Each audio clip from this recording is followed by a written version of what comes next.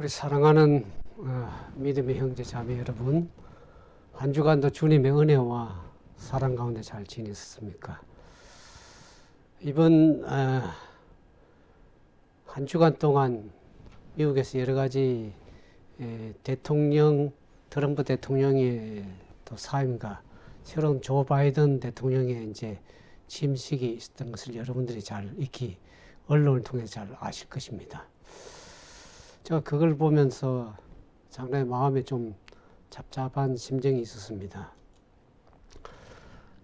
트럼프 대통령의 그 고별 세리머니, 고별 연설을 들으면서 저 마음에 굉장히 울컥울컥한 그런 마음이 좀 들었습니다. 참 여러 가지 애쓰고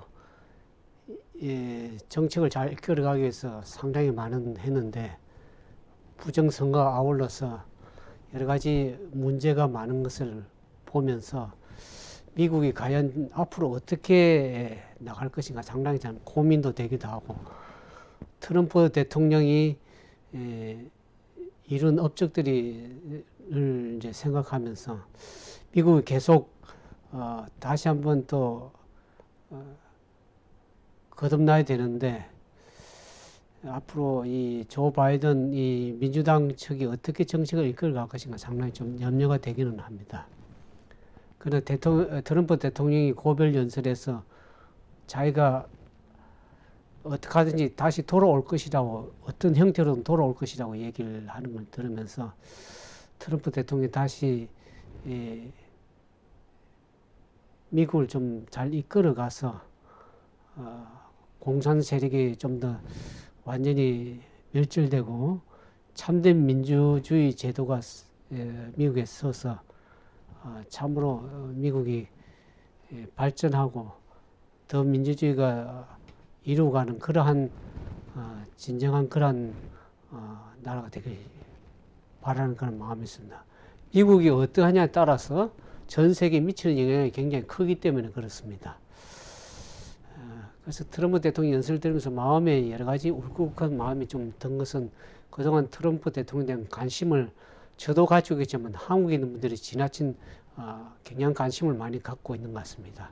아무쪼록 미국을 염려하고 또 전 세계와 또 한국을 염려하는 우리 우파 세력들이 좀 더 기도하면서 하나님의 거룩한 뜻이 이 땅에서 이루어지기를 진정으로 바라는 그런 마음이 있습니다.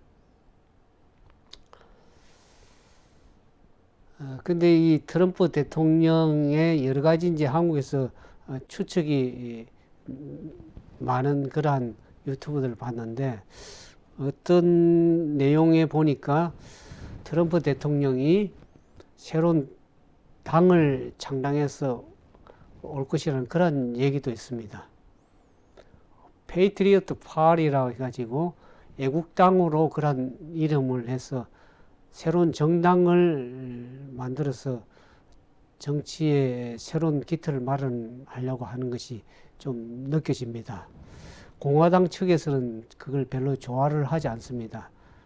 공화당 후원하는 자들이 올해 트럼프에게 후원을 하게 되면 공화당의 후원이 줄어들기 때문에, 특히 트럼프 대통령의 지지자들이 많지 않습니까? 표를 7,500만 표를 받았기 때문에 상당한 트럼프 대통령 지지하는 사람들이 많기 때문에 공화당 측에서도 염려는 하고 있죠. 그러나 새로운 정당을 만든다는 그것은 상당한 시간이 필요하고 많은 자금들이 또 소요가 되기 때문에 고심을 하고 있는 것 같습니다. 그래서 이제 플로리다로 퇴임하면서 플로리다로 갔는데, 플로리다에 있는 팜스피리츠인가요? 그쪽에 있는 고향의 사람들이 굉장히 많은 고향 사람들이, 플로리다 사람들이 나와서 마중하고 하는 것을 보게 되었습니다. 아무쪼록 일이 잘 되어서 어떤 형태로든지 돌아와서 새로운 정치 기틀을 가지고 국민들 잘 이끌어 주길 진정을 바라는 그런 마음이 있습니다.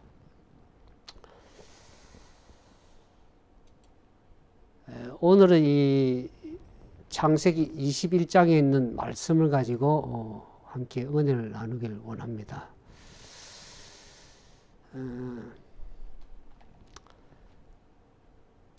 창세기 21장에 보면은 하나님께서 이 창세기 21장 1절에서 보면 그런 말씀이 있죠. 여호와께서 그 말씀대로 사라를 권고하셨고 여호와께서 그 말씀대로 사라에게 행하셨으므로 사라가 잉태하고 하나님의 말씀하신 기한에 미쳐 늙은 아브라함에게 아들을 낳았다. 이삭의 탄생을 보게 됩니다. 그래서 하나님께서는 그 말씀하신 것, 약속하신 것을 반드시 성취하시는 신실하신, 그러니까 좋으신 하나님인 것을 우리가 알게 됩니다. 여기 창세기 21장 1절에 보면 여호와께서 그 말씀대로 사라를 권고하셨고 그 말씀이 영어에 보니까 The Lord was gracious to Sarah that he has said. 그가 말씀하신 것, 그것을 사라에게 여기에는 권고하셨다. 우리말에는 영어 성경에는 은혜를 인자를 베푸셨다. 은혜를 베푸셨다는 말이죠. 하나님께서 그 말씀하신 것, 여기에 여호와께서 그 말씀대로 사라에게 행하셨으므로 하나님께서 약속하신 그 말씀, He has promised, 그 약속하신 그것을 분명히 이루시는 분이십니다. 그래서 그가 한 번 말씀하셔도 그 말씀이 이루어지는 역사가 있는데 아브라함에게 자손을 주겠다고 하는 약속을 여러 번 약속하셨습니다. 그것을 우리가 성경에 이제 우리가 지난번 창세기를 쭉 보면서 아셨지만 창세기 먼저 12장 1절에서 2절에 보면 아브라함 부르시면서 어떻게 합니까? 너의 본토 친척 아버지 집을 떠나 내가 내게 지시한 땅으로 가라. 내가 너로 큰 민족을 이루고 내게 복을 주어 내 이름을 창대케 하리라. 그래서 큰 민족을 이루겠다는 말은 그에게 자손을 주겠다는 얘기죠. 그 약속을 이제 창세기 12장 1절에서 2절에 봅니다. 그러면서 또 그에게 자녀를 주겠다는 약속하면 창세기 13장 16절에 보겠습니다. 롯과 이제 이별을 하면서 하나님께서 아브라함에게 얘기를 하시는 그 말씀입니다. 창세기 13장 16절에 내가 내 자손으로 땅을 티끌 같게 하리니 사람이 땅에 티끌 능히 셋을 짓는데 내 자손도 세리라 그랬습니다. 하나님께서 그에게 약속하신 게 뭡니까? 자손을 티끌같이 주겠다고 또 약속을 롯과 이별을 할 때에 그 이별을 하고 난 이후에 하나님께서 아브라함이 또 약속을 하시는 것을 보게 됩니다. 그러면서 창세기 15장에도 보면 또 그와 같은 약속을 합니다. 15장에 보면은 하나님께서 내가 너의 지극히 큰 상급이야 너에게 상급을 줄 것이라는 것을 얘기를 하면서 아브라함이 그렇게 묻죠. 여호와께서 무엇을 내게 주십니까? 내게는 자식이 없사오니 나의 상속자는 우리 집에 키우는 종 나의 상속자는 다메섹 엘리에셀이니이다 그랬습니다. 그때 하나님께서 뭐라 합니까?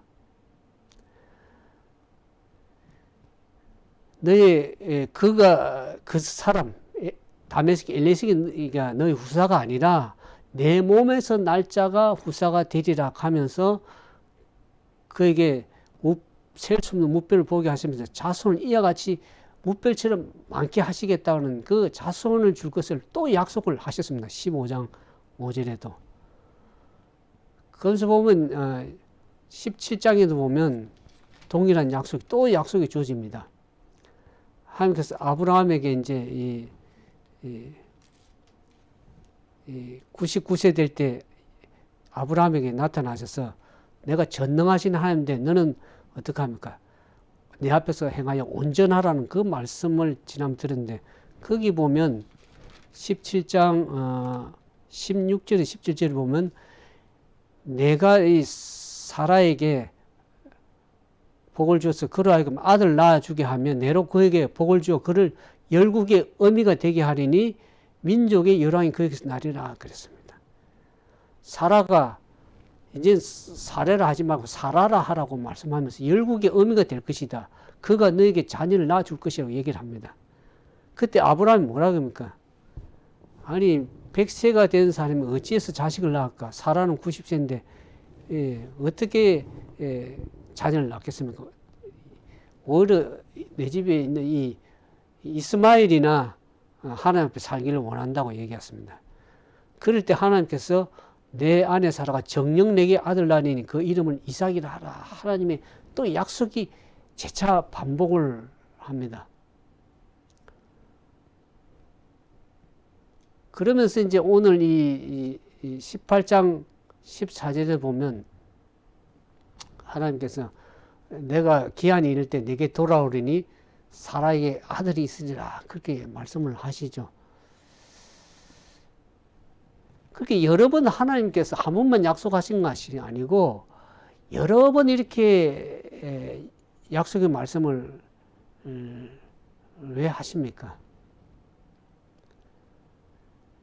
아브라함이 이 한 번 말씀하실 때 예 하나님 제가 믿겠습니다 하고 이루어질 것을 믿고 시간이 지체가 되더라 좀 오래 기다리고 했어야 되는데 왜 하나님께서 이렇게 여러 번 말씀하셨는가? 아브라함이 반신반의하는 그런 믿음을 가졌습니다. 어떤 때는 믿는 것 같은데 시간이 계속 지연이 되고 지체가 되고 또 상황이 바뀌게 되니까 그 믿음이 자꾸 연약해져서 그렇게 된 것 때문에 하나님께서 계속 그에게 믿음을 이끌어 주셔서 계속 약속의 말씀을 반복하시는 것을 보게 됩니다.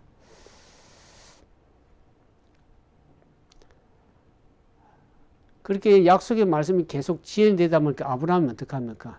인간의 방법으로 자신의 방법으로 여종 하가를 취해서 처벌을 얻어서 자녀를 출산하다 보니까 결국 그것으로 인해서 많은 가정의 갈등과 아픔을 겪는 것을 우리가 보게 되었습니다. 우리도 사실 그렇습니다. 하나님께서 어떤 일 하실 때 한 번 말씀하시고 그런 거 그것을 딱 믿으면 좋은데 계속 믿지 않고 반신반의하니까 하나님께서 어떻게 합니까? 계속 약속의 말씀을 우리에게 주시고 우리가 계속 말씀을 동일하게 보면서 하나님의 약속을 말씀을 기억하고 또 공부하는 것입니다. 우리는 자주 잊어버릴 때가 너무나 많습니다. 그래서 우리 한국에 보면 왜 3일 예배를 드립니까? 사람은 작심 3일이라고 3일 되면 또 잊어버립니다. 그래서 또 3일 후에 예배 드리고 또 3일 후에 예배 드리고 하는 그런 3일 후에 예배 드릴 때 작은 북을 쳤다가 또 안식에 예배 드릴 때 큰 북을 쳐서 모든 사람들이 하나님 말씀을 어떻게 합니까? 기억하고 그 말씀에 순종하기 위해서 우리가 말씀을 계속 듣는 것입니다. 하나님께서 어떤 일을 하실 때 약속부터 하신다는 것은 어떤 의미가 있습니까? 하나님은 전지전능하신 분인데 그냥 하셔도 완벽하게 일을 할 수 있음에도 불구하고 약속하시고 일하신다는 것에는 두 가지 의미가 있습니다. 첫째는 하나님께서는 즉흥적으로 기분 내킨 대로 그렇게 일을 하시지 않는다는 것이죠. 둘째는 하나님께서 우리 각 사람 한 사람을 통해서 계획을 가지고 돌보시고 계신다는 것을 알 수가 있습니다. 왜 그렇습니까?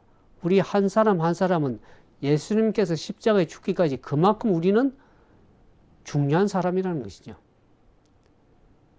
만약 우리가 중요한 사람이 아니라면 우리를 향해서 어떤 일을 하실 때 그냥 계획도 없이 즉흥적으로 그냥 일을 행하실 것입니다. 그러니까 우리는 하나님께서 분명히 약속을 하시고 여러 번 말씀하셔서 우리에게 믿음을 이끌어 가시고 또 우리가 중요하다는 소중한 존재라는 것을 분명히 우리에게 알려주시는 것입니다.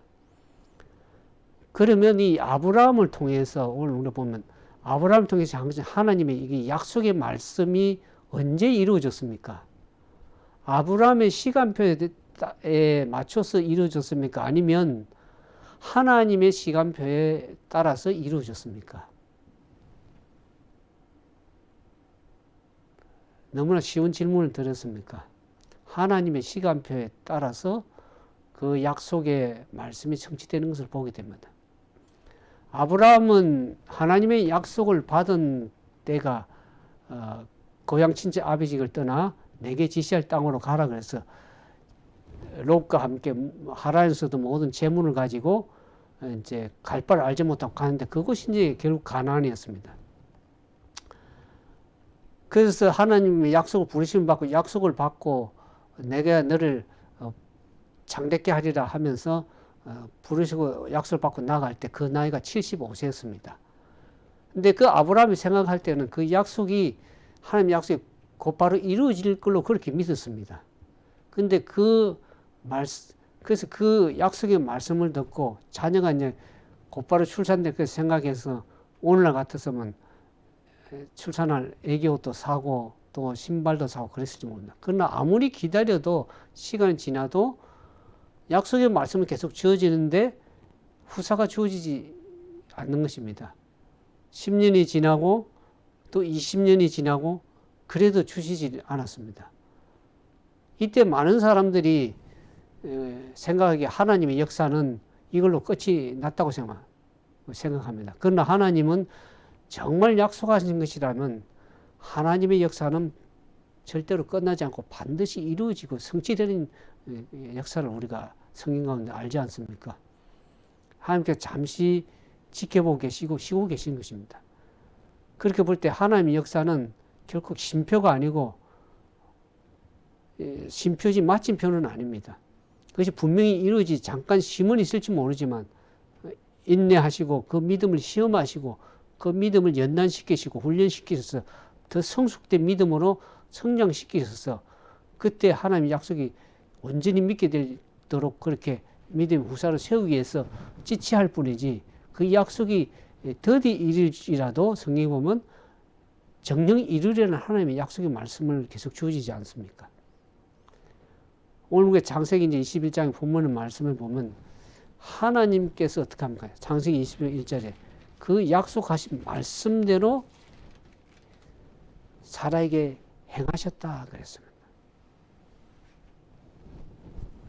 하나님이 하신 말씀은 분명히 이루어지고 그가 약속하신 그 말씀을 그대로 그가 The Lord did to Sarah with what he has promised. 그가 약속하신 그것을 분명히 사라를 위해서 행하셨다고 성경 얘기를 하고 있습니다.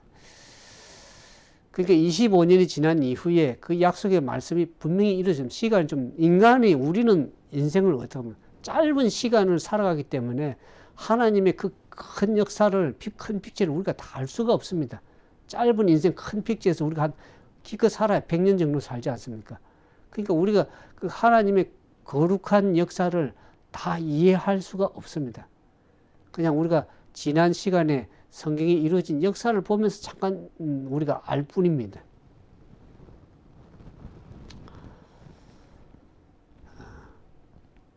그래서 하나님의 약속하신 그 역사를 통해서 아브라함의 가정에 약속하신 대로 이삭이 태어나게 되었던 것을 오늘 우리가 봅니다. 근데 문제는 이제 하나님의 시간표가 아닌 아브라함의 시간표가 아닌 하나님의 시간표에서 이루어졌기 때문에 우리는 어떻게 생각합니까? 우리가 생각한 그런 정한 시간에 응답되어지기를 기대하고 그렇게 기도하고 간구합니다. 그러나 응답은 어떻습니까? 전적으로 하나님의 시간에 이루어지는 것을 우리가 알게 됩니다. 왜 하나님은 우리의 시간표가 아닌 하나님의 시간표에 역사하는 것일까요? 하나님의 시간표가 우리의 시간표보다 훨씬 더 낫기 때문에 그렇습니다. 우리는 짧은 인생을 살고 한계적인 존재이기 때문에 우리가 이루어지는 것이 언제 응답되는 것이 좋을지를 우리가 잘 알지를 못합니다. 언제 응답되는 것이 가장 좋은지를 아시는 분은 우리 하나님이십니다. 그래서 응답의 시간을 우리가 하나님께 맡길 필요가 있습니다.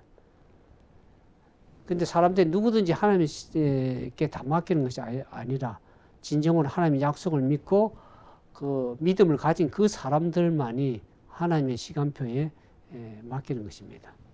우리가 요셉의 경우를 창세기에서 보면 요셉이 감옥에 갇혔을 때 어떻습니까? 애굽의 바로왕 술 맡은 관원장과 떡 맡은 관원장이 감옥에 들어오게 됐죠. 그때 요셉이 그들을 섬기면서 결국 그 꿈을 꾸게 되었습니다. 그래서 요셉이 하나님의 지혜로 그 꿈을 잘 해몽해 주어서 술 맡은 관원장이 이제 다시 자기 직에 복직이 됐죠.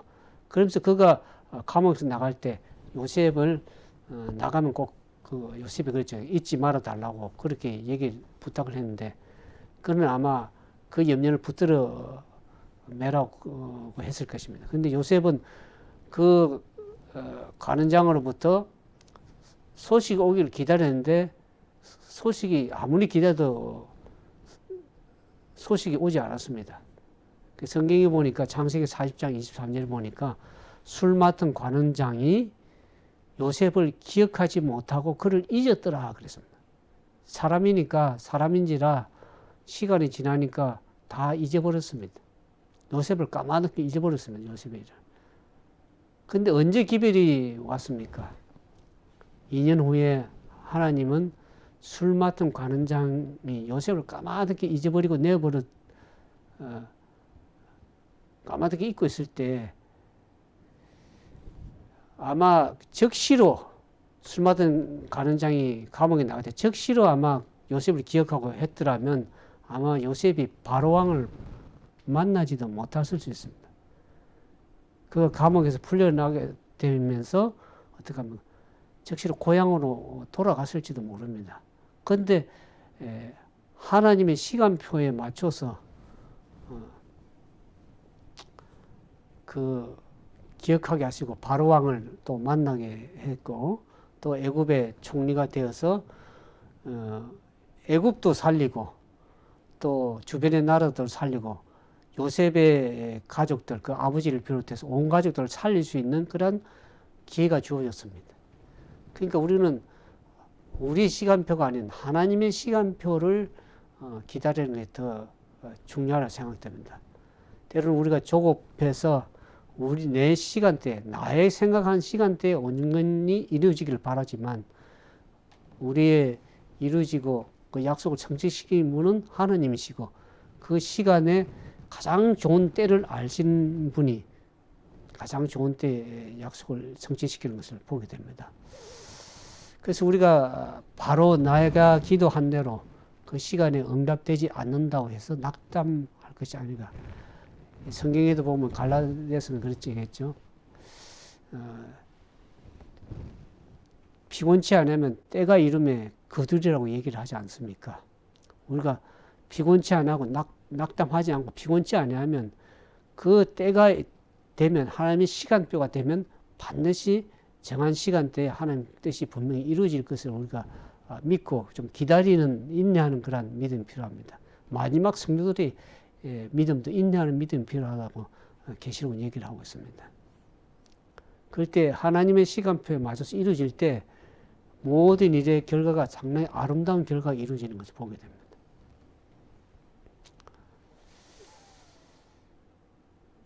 그러면서 이제 이 창세기 21장에 보면 21장에 아브라함이 그 아들 이삭을 낳을 때 창세기 21장 5절에 그 아들 이삭을 낳을 때 백세라 그랬습니다. 사라가 가로되 하나님이 나로 웃게 하시니 듣는 자가 다 나와 함께 웃으리로다.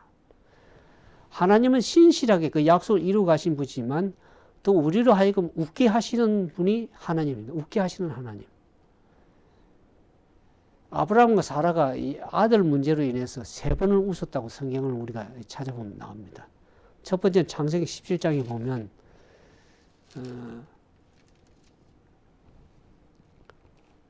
창세기 17장 17절에 보면 그렇습니다. 하나님께서 사라를 통해서 아들을 주겠다. 그래서 사라를 열국의 어미가 돼서 민족의 열왕이 그래서 나리라 그랬는데 창세기 17장 10절 아브라함이 뭡니까? 어떻게 웃습니까? 아브라함이 엎드려 웃으며 심중에 이르되 100세가 된 사람이 어찌 자식을 낳을까? 사라는 90세니 어찌 생산하리요 하고 이제 경수가 다 끊어지고 이렇게 노년에 자식을 준다고 자식을 낳겠다 하니까 아브라함이 어이가 없는 웃음을 웃었습니다.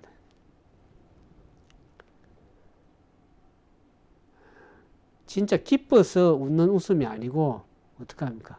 어이가 없어서 그냥 어이없는 너틀 웃음이라고 그러야 되겠죠. 그러면서 창세기 이제 창세기 18장에 보면 나오면 창세기 18장에도 18장 18장 12절에 보겠습니다. 이제 그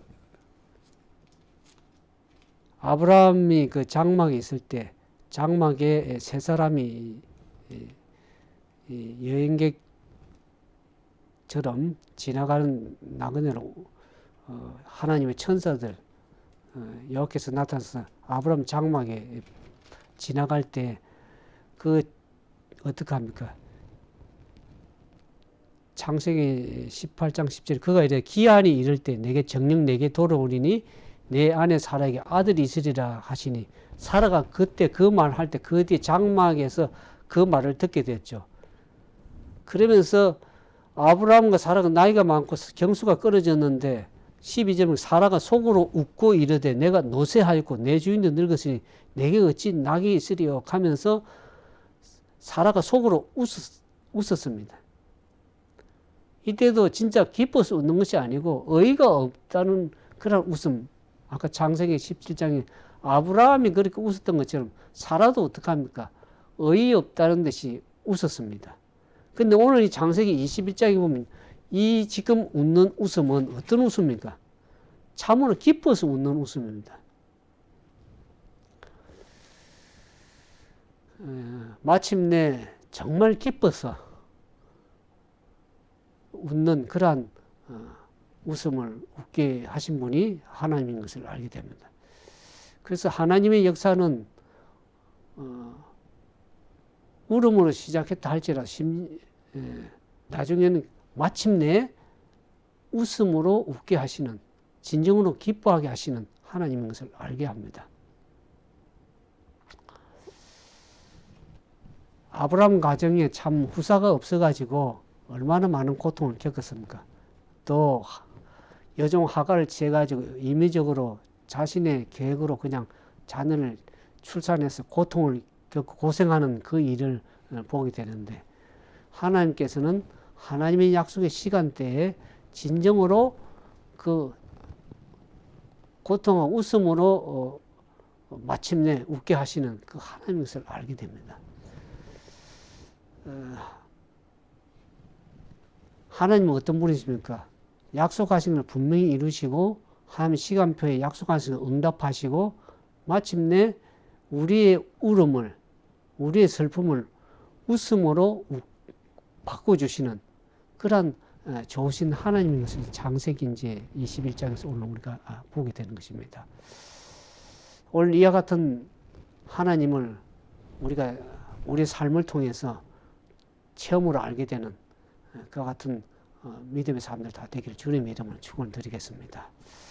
그래서 오랜 기다림 끝에 결국에 아브라함과 사라에게 이삭이 태어났습니다.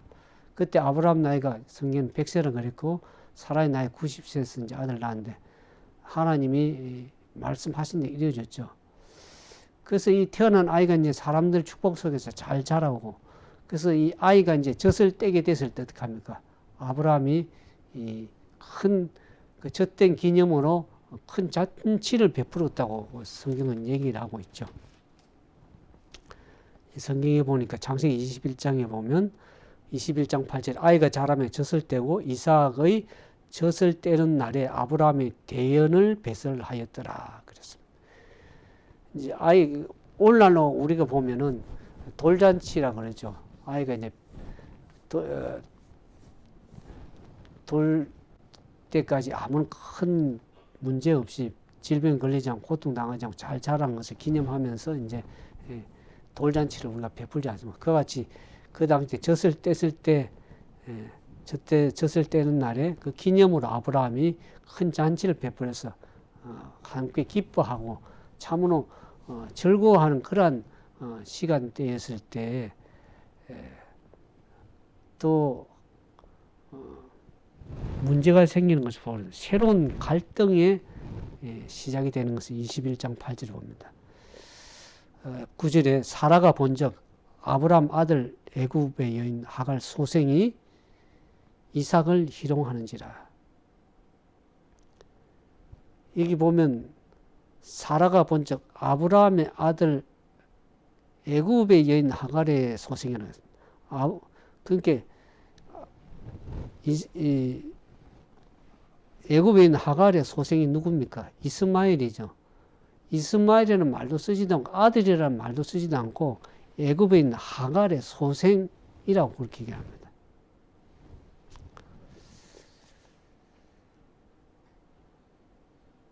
그래서 이 하갈이 그 이스마엘이 그 자기가 낳은 그 이삭을 희롱하는 모습을 보면서 마음이 어떡합니까? 고통을 겪고 굉장히 분노하는 모습을 우리가 보게 됩니다. 우리가 이 창세기 21장 9절의 이 말씀을 보면서 새로운 갈등이 기뻐하는 가운데 있었는데 그 갈등이 또 시작이 되는 것을 보게 됩니다. 그러니까 힘든 현실 속에서 살아가면서 우리가 이제 때로는 이제 꿈을 꾸죠. 근데 그 꿈이 이루어지면 인생의 삶의 모든 것이 이제 문제가 해결되게 생각합니다. 그래서 우리는 어떤 일이 이루어지기를 소망하고 기대하고 꿈을 꾸죠. 근데 그 꿈이 이루어졌을 때 그 문제가 되죠. 꿈이 이루어지고 모든 게 해결될 것 같았는데 꿈과 현실 사이에는 항상 이 거리가 있습니다. 그래서 우리가 기대하고 꿈꿨던 것이 현실로 이루어질 때 그것에 보면은 큰 차이가 실제 현실적인 문제의 차이가 있는 것을 보게 됩니다. 우리가 결혼하기를 꿈꿨다가 마침내 결혼을 하게 되면 어떻습니까? 결혼이 현실로 부딪히면 결혼이라는 것이 그렇게 만만치 않습니다. 결혼 시기 중요한 것이 아니고 결혼 생활이 중요한데 우리는 마냥 결혼식 할 때 그 굉장히 많은 부푼 기대감을 상상으로 갖게 됩니다. 근데 막상 결혼하게 되면 멋진 삶이 펼쳐질까 생각했던 것이 현실과의 거리가 있기 때문에 현실에 닥치다 보면 상당히 생각했던 것과 많은 차이가 있기 때문에 실망을 하고 그런 문제가 생기는 것을 보게 됩니다. 오늘날 우리가 유튜브에 보면 결혼을 앞둔 남녀들이 어떡합니까? 굉장히 많은 희망을 가지고 기대감을 가지고 결혼식을 하고 가정을 꾸렸는데 막상 현실에 와서 보니까 처음에는 좋았는데 시간이 지나다 보니까 사람이 변화가 오는 것이죠. 생각하지 못했던 일들이 생기고 또 사람이 결혼한 후에 배우자의 모습이 달라지는 것을 보게 됩니다. 이렇게 보통 1년 6개월에서 1년 8개월 떨어지는 호르몬 때문에 호르몬의 영향력을 받아서 모든 것이 마음이 열려지고 그려지지만 1년 6개월이나 2년에서 호르몬이 딱 끊어지게 되면 그런데 현실이 이제 바로 이제 보이는 것입니다. 참을성도 약해지고 여러 가지 이제 가정에 문제가 생겨 육체적으로 정신적으로 또 여러 가지 이제 현실적인 문제에 부딪히면서 갈등하는 모습들을 오늘 많이 봅니다. 근데 오늘 이제 이 이삭이 젖을 뗐을 때 아브라함이 이제 그 잔치를 배설했는데 그 모든 사람이 기뻐하는 가운데 참으로 기쁘지 않은 사람이 있었을 것이라고 생각됩니다. 그 사람이 이스마엘이 아닌가. 또 이스마엘의 어머님 하갈의 소생도 하갈도 그 기쁘지만은 않았을 거라는 그런 생각이 들어집니다. 이스마엘은 이제 어떻게 나왔습니까? 아브라함이 하나님 때를 기다리지 못하고 사라의 몸종인 그 하갈을 통해서 난 아들이죠. 그래서 사실 이스마엘은 이삭이 태어나기까지 거의 14년 동안이라는 그 긴 시간 동안 아버지의 사랑을 독차지해서 사랑을 받으면서 자라왔을 것입니다. 근데 이제는 그 이스마엘이 태어나면서 상황이 완전히 바뀌게 됐죠. 오히려 이제 찬밥 신세가 되어버렸습니다. 이 모든 관심이 이제 이삭에게 다 쏠리게 된 것입니다. 그 지금 이제 이 이스마엘 나이는 한 16세에서 17세 정도에 이제 아주 어린 나이도 아니고 그렇다고 성인도 어른도 아닌 성숙된 어른도 아닌 그러한 나이인 것을 알게 됩니다. 그래서 이스마엘에게 그는 이 이삭을 위해서 이 베스란 이 잔치를 보면서 어떤 마음이 들었을까요? 그런 소외감을 들기도 하고 아마도 이삭이 좀 더 밉게 보이지 않았을까. 그래서 이 이스마엘이 이삭을 어떻게 합니까? 좀 더 희롱하고 놀리고 또 유대인 문헌에 보면 이스마엘이 잔치를 벌어진 것을 시기에서 자기가 집안에서 자기가 장자라는 것을 떠들며 외쳤다는 기록도 있습니다. 그런데 정말 이스마엘이 그렇게 했는지는 우리가 성경이 분명히 알 수 없지만 성경이 기록된 것은 오늘 창세기 21장 9절을 보니까 하갈의 소생이 이스마엘이 이삭을 희롱하는지라 그랬습니다. 놀린 것이죠.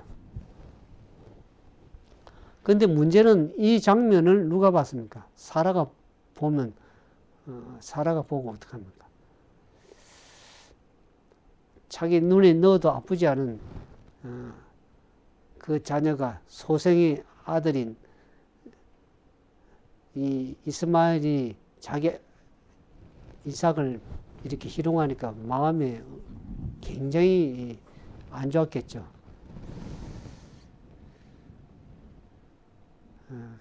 그래서 이 사라가 어떻게 합니까? 그 아브라함이 이래도 이 여종은 그 아내를 내어 쫓으라 그랬습니다. 이 종의 아들은 내 아들 이삭과 함께 기업을 얻지 못하리라 하며 아브라함이 그 아들을 위하여 그 일이 깊이 근심이 되었더니 그랬습니다.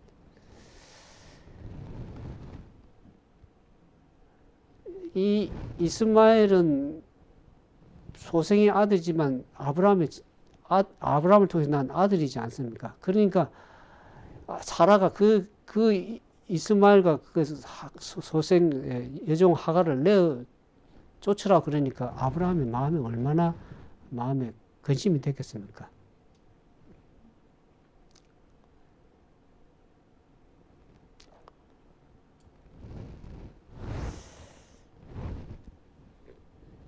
그래서 여기 보면 사라가 하갈이라 부르지 않고 여종이라고 그러잖아요. 그 이스마엘이라고도 아닌 거예요. 여종의 그 소생의 이스마엘이라는 말도 쓰지도 않죠. 여기 보면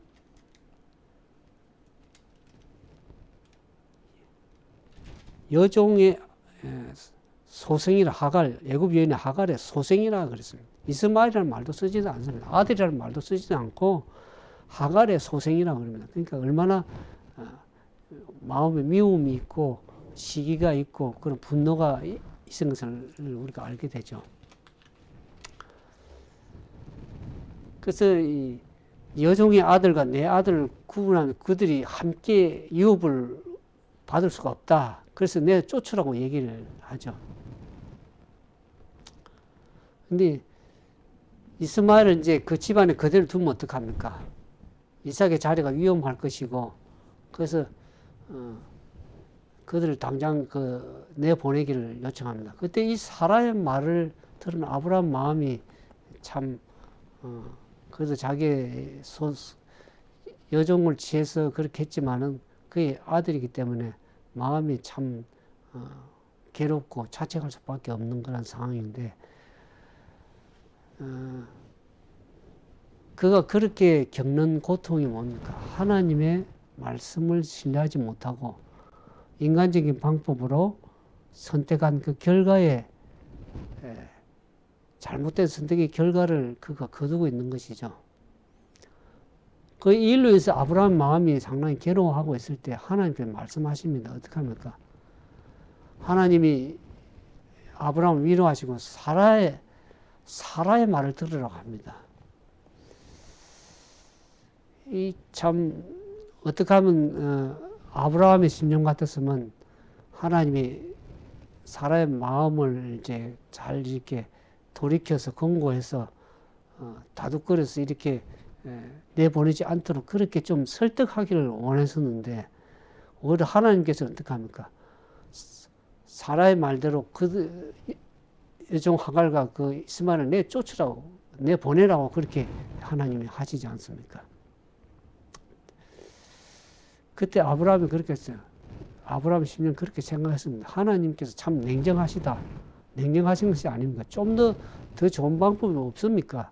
사라를 좀 설득 해서 그렇게 했는데 어떻게 사라의 말을 들으라고 하십니까?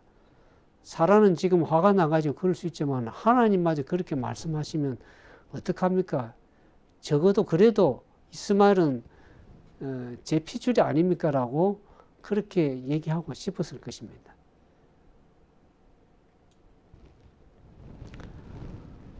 아브라함의 심정도 그런 것처럼 하갈과 이 이스마엘의 입장에서도 보면 참으로 그 일이 참으로 가혹한 일이다. 그런 생각이 들었을 것입니다. 하갈은 주인이 시키는 대로 그대로 했을 뿐인데 어떻게 자기를 이렇게 멸시하고 그래서 결국에는 주인의 선택에 의한 선의 피해자가 아닌가 그런 생각을 해볼 수도 있습니다. 이스마엘은 어떻습니까? 진짜 아들이 태어났기 때문에 집안에서 자신의 존재 이유가 사라져 버리고 오히려 자기가 존재하면 안 되는 그러한 사람이 되어버렸습니다.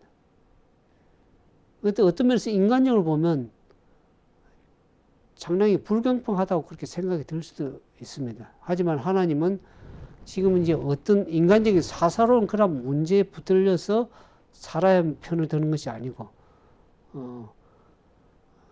하나님께서 분명하게 그게 분명한 뜻이 있고 계획이 있었기 때문에 인간적인 생각에서는 그것이 좀 냉정하고 가혹한 것처럼 하게 들릴지 모르지만 하나님께서는 분명한 그분의 섭리 가운데 놀라운 계획을 가지고 계신 것을 우리가 알게 됩니다.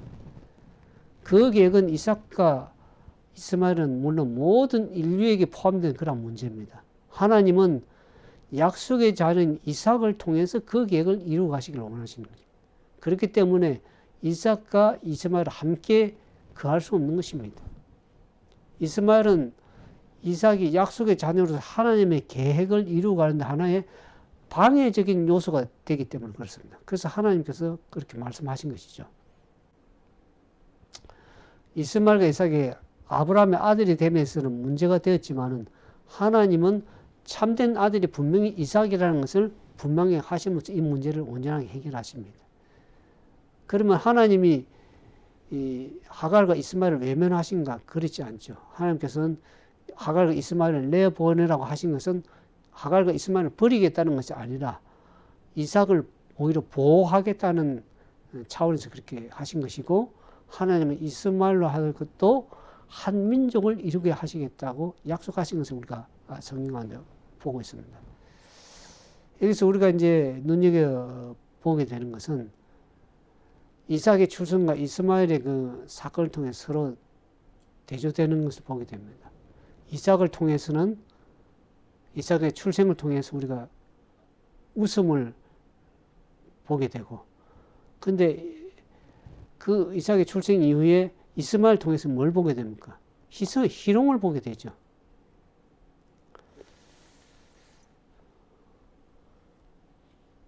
이삭에 대한 웃음은 하나님을 신뢰한 결과입니다. 하나님의 약속을 믿고 따르다 보면 분명히 약속이 이루어지는 결과로서 웃음을 갖게 되지만, 이삭에 대한 희롱은 뭡니까? 하나님의 불신의 결과죠. 그래서 이삭과 이스마엘을 함께 할 수 없을 뿐만 아니라 믿음과 불신은 함께 할 수가 없습니다. 우리가 이제 해야 할 때는 하나님의 약속을 분명히 믿는 것이고 하나님의 약속을 신뢰하는 것입니다.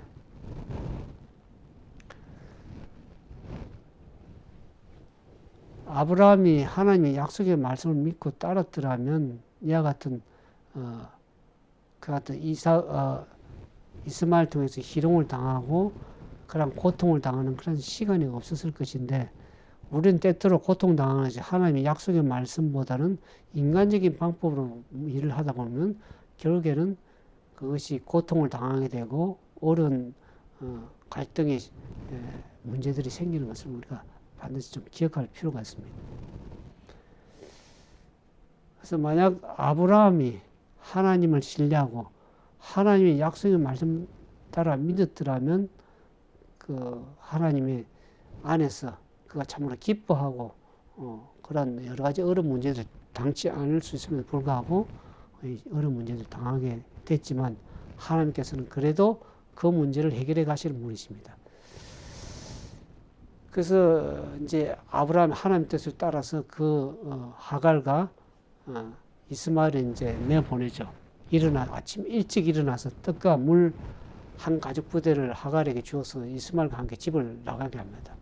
이 아침 일찍 보냈다는 것은 결국 어떻게 하면 다른 사람과 작별할 때 참으로 그 어려움을 피하게 하고 광야의 열기 가운데 뜨거운 시간에 가기보다는 좀 아침 일찍 서늘할 때 길을 떠나게 하는 그런 의도에서 아침 일찍이 사라와 하갈과 이스마엘을 내보냅니다. 근데 이 아브라함의 집에서 이제 떠나서 나간 하갈과 이스마엘이 광야에서 방황할 때에 이제 아브라함이 줬던 가죽 부대 물도 다 떨어지고 이제 뜨거운 태양이 이제 떠오르는 그 길을 이제 방황할 때 얼마나 힘들었겠습니까? 그래서 이스마엘이 그 뜨거운 태양을 견디지 못하니까 하갈이 어떻게 합니까? 그 아이가 죽어가는 모습을 차마 볼 수 없어서 소리 없이 내어 울기 시작하는 그 모습을 보면서 하나님께서 그 상황을 들으시죠. 절망적인 상황에서 하나님은 그들을 내버려 주지 않습니다. 이스마엘의 이름의 뜻이 뭡니까? 하나님이 들으셨다, 그런 뜻이죠. 그래서 오래전에 하갈이 고통 속에 있을 때 그 고통의 소리를 들으신 그 하나님이 이번에도 어떻게 합니까? 이스마엘의 그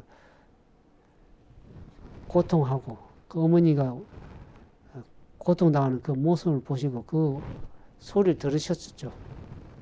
그래서 하나님께서 하늘의 사자를 보내서 그에게 위로를 하고, 그러면서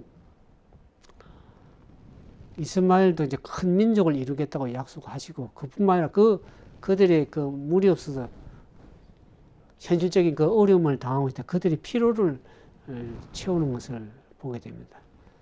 물이 없어서 고통당해서 하나님께 아셨죠. 그래서 하갈의 눈을 열어서 물샘을 발견해서 고통을 해결하는 그런 문제를 우리가 보게 됩니다. 우리 하나님은 항상 우리를 통해서 우리의 고통을 들으시고 우리의 어려움을 아시고 우리의 필요를 채워주시는 분이십니다.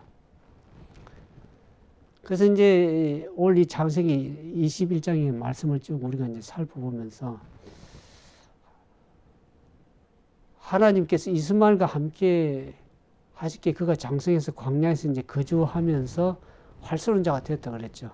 그래서 이스마엘은 그 어머님 하갈과 애굽 출신 여인과 결혼해서 이스마엘은 완전히 이삭과 분리되어서 자신의 길을 가고 앞으로 큰 민족을 이루게 하시는 그 하나님의 좋으신 하나님인 것을 알게 됩니다. 그래서 오늘 우리가 이 말씀을 이제 요약하면서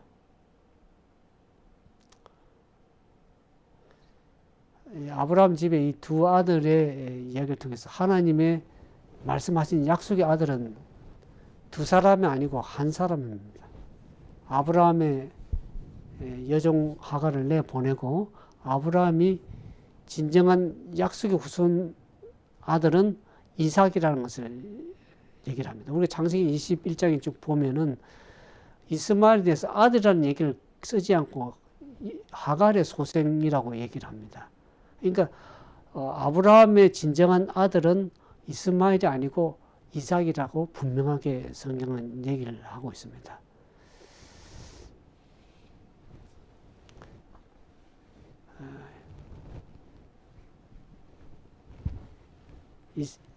이스마엘이 계속 집에 있으면 이삭에게 어떡합니까? 많은 방해적인 요소가 되죠. 이삭이 약속의 자녀로 살아가는 데 있어서 많은 어려움을 줬을 것이고 방해 때문에 하나님께서는 그를 내보내도록 그렇게 허락을 하셨습니다. 오늘 우리가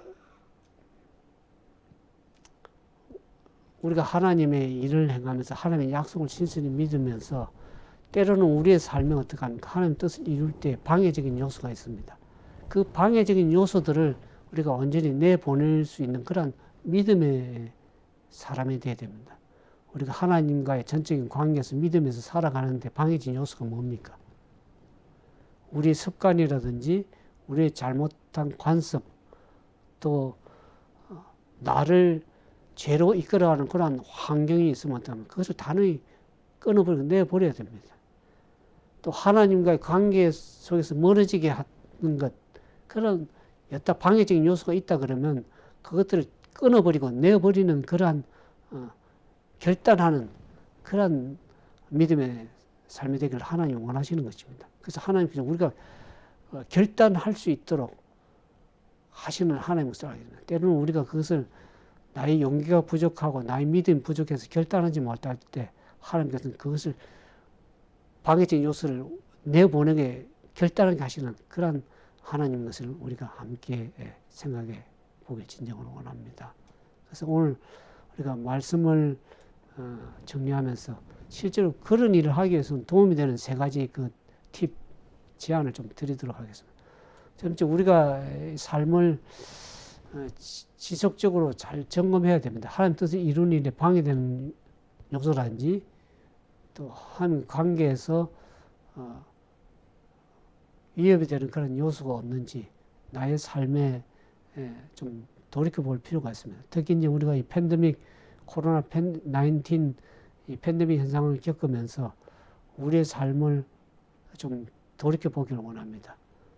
나의 인간관계, 또 습관이라든지 환경, 또 사고방식, 또 시간 관리라든지 돈이라든지 또 감정 상태라든지 언어 생활 등 모든 것을 우리가 우리의 믿음 생활에 하나님과 관계 속에서 좀 방해되는 요소가 있지는 않은지 좀 살펴볼 필요가 있습니다. 두 번째는 우리 생각해 볼 것이 하나님께서 나의 삶에 주님이 내 삶의 주관자가 되도록 그렇게 기도하는 삶을 살길 원합니다.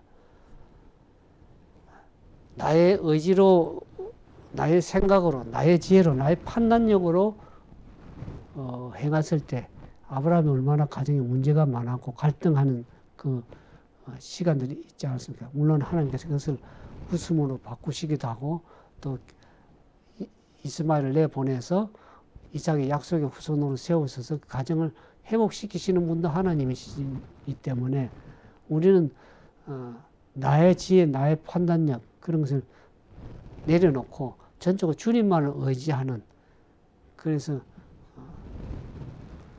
우리 삶에 하나님의 뜻이 온전히 이루어질 수 있도록 그렇게 기도하고 그런 삶을 살아가는 결단하는 그런 시간이 좀 필요하다고 생각 들어집니다. 또 세 번째로 우리가 이제 이와 같은 삶에 결단하는 그런 믿음이 좀 필요하다고 생각됩니다.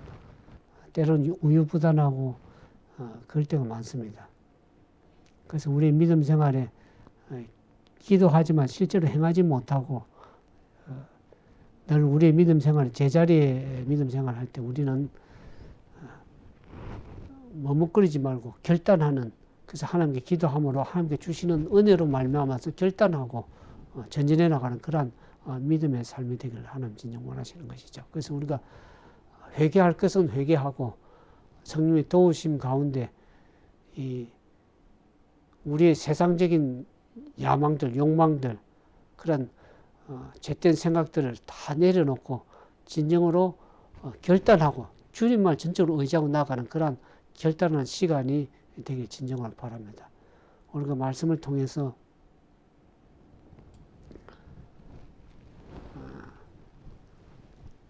아브라함이 이 하갈과 그 이스마엘 자기 아들을 내보내는 것이 깊은 근심에 빠져서 괴로워하고 근심했지만은 하나님의 말씀 듣고 하갈과 이스마엘을 내보냈을 때 하나님께서는 그 이후의 문제도 하나님께서 해결해 주신 것을 보게 됩니다. 우리가 하나님의 뜻을 순종하고 때로는 우리가 그 일을 행할 때 때로는 마음에 부담도 되고 근심도 되고 어려움이 있을 그런 문제도 있다 할지라도 하나님의 약속을 믿고 그 뜻대로 행할 때 하나님께 그 이후를 책임지시고 해결하시고 하는 것을 우리가 보면서 전적으로 하나님만 의지하고 그분의 말씀에 순종해서 그 뜻대로 행하는 우리 믿음의 삶이 되기를 다 주님의 바람 그러한 믿음의 삶이 되기를 주님의 이름으로 축복을 드립니다. 그래서 하나님 말씀으로 승리하고 그 말씀을 실행함으로 하나님께서 어떻게 우리 삶을 신실하게 이루시고 역사하신 것을 우리 삶을 통해서 경험하고 체험해서 하나님께 영광을 돌리는 거룩한 삶이 되기를 주님의 이름으로 축원을 드립니다. 함께 기도하겠습니다.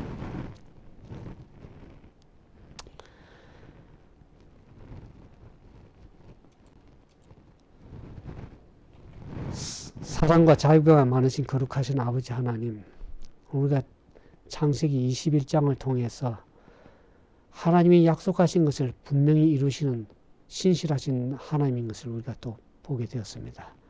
하나님께 말씀하신 것을 분명히 이루시고 성취하는 역사가 있음을 생각하고 주님의 말씀을 믿고 그 뜻대로 순종하여 약속의 말씀 우리 삶을 통해서 이루어질 수 있는 그런 삶이 되도록 도와주시옵소서. 또 하나님께서 우리의 삶이 때로는 울음으로 시작하여 고통 가운데 있었지만 그것을 웃음으로 바꾸시는 웃게 하시는 좋으신 하나님인 것을 인하여 감사를 드립니다. 결국에 우리의 구원을 이루시고 우리를 평안한 길로 행복한 길로 웃게 하시는 하나님, 우리를 때로는 우리의 삶이 우리의 인간적인 방법으로 인간적인 계획으로 고통당하고 있을 때 하나님께서는 우리 자신을 내어놓으라고 말씀하십니다. 오늘 우리 자신을 완전히 내려놓고 주님만을 의지하고 나아가며 그래서 거룩한 주님의 뜻이 우리 삶에 이루어짐으로 우리의 삶이 참으로 행복하고 복되고 의미 있는 그런 삶이 될 수 있도록 우리를 인도해 주옵소서. 또 때로는 우리의 삶이 결단하지 못하고 하나님의 뜻을 이루는데 방해적인 요소가 있다 그러면 이제 이 말씀 듣는 우리가 그 방해적인 요소를 내려놓고 내어버리고 결단함으로 하나님 앞에 참으로 바른 믿음의 삶을 통해서 하나님의 거룩한 뜻이 우리 삶을 통하여 이루어짐으로 하나님께 영광이 되고 우리의 큰 기쁨이 되는 거룩한 믿음의 삶이 되도록 우리 모두를 축복해 주옵소서. 이제는 하나님의 다함없는 은혜와 예수 그리스도의 무한하신 사랑과 성령의 인도하심과 역사하심이 오늘 말씀 듣는 우리 모든 믿음의 형제 자매들 삶 속에 2021년 새해로부터 2021년 끝나는 새말까지 주님의 은혜 역사하심이 함께 역사해 주시기를 온전히 바라며 우리 구주 예수님 이름으로 감사하며 간절히 기도드리옵나이다. 아멘.